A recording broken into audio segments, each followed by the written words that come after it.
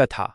महाभारत के युद्ध की भीषणता को टालने के लिए पांडवों के शांतिदूत बनकर भगवान श्री कृष्ण हस्तिनापुर पहुंचे। उनकी विनम्र मांग थी केवल 5 गांव पांडवों के न्यायोचित अधिकार के रूप में। लेकिन पुत्र मोह में अंधे धृतराष्ट्र असहाय थे और कपटी शकुनी के षड्यंत्रों में फंसे दुर्योधन ने युद्ध के बिना सुई की नोक जितनी भी भूमि देने से इनकार कर दिया। युद्ध का दुंदुभी बज उठा और दोनों पक्ष अपने अपने सहयोगी राजाओं और सेनाओं को संगठित करने में जुट गए।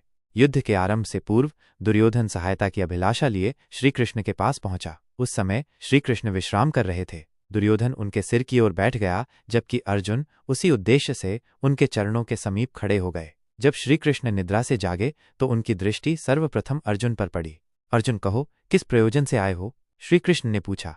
दुर्योधन ने तत्काल कहा, वासुदेव, मैं पहले आया हूं। श्रीकृष्ण ने दोनों से उनके आगमन का कारण पूछा। दुर्योधन ने सहायता की याचना की। तब श्रीकृष्ण ने अपनी दिव्यवाणी में कहा, इस युद्ध में मैंने शस्त्र न उठाने का संकल्प लिया है। मेरे एक ओर मैं रहूंगा निशस्त्र और दूसरी ओर मेरी नारायणी सेना होगी। अब तुम बताओ, किसे चुनोगे? अर्जुन ने बिना किसी संकोच के श्रीकृष्ण को चुना, जबकि दुर्योधन ने उनकी विशाल नारायणी सेना का वर्ण किया। अपनी पसंद से संतुष्ट होकर दुर्योधन वहां से प्रस्थान कर गया। दुर्योधन के जाने के पश्चात श्रीकृष्ण ने अर्जुन से पूछा, मैं तो निशस्त्र हूं, युद्ध में कोई शस्त्र नहीं उठाऊंगा, फिर तुमने मेरी उपेक्षा करके मेरी विशाल सेना को क्यों नहीं चुना?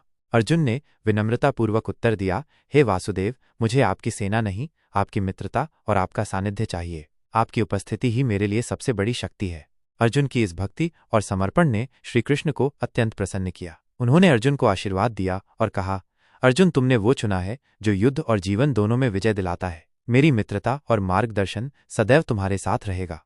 निष्कर्ष, यह प्रसंग हमें सिखाता है कि सच्ची शक्ति शस्त्रों में नहीं, बल्कि धर्म, न्याय और ईश्वर के प्रति समर्पण में निहित है। अर्जुन ने श्रीकृष्ण के निस्वार्थ प्रेम और मार्गदर्शन को चुनकर यह सिद्ध कर दिया कि ईश्वर का साथ सबसे बड़ी विजय है।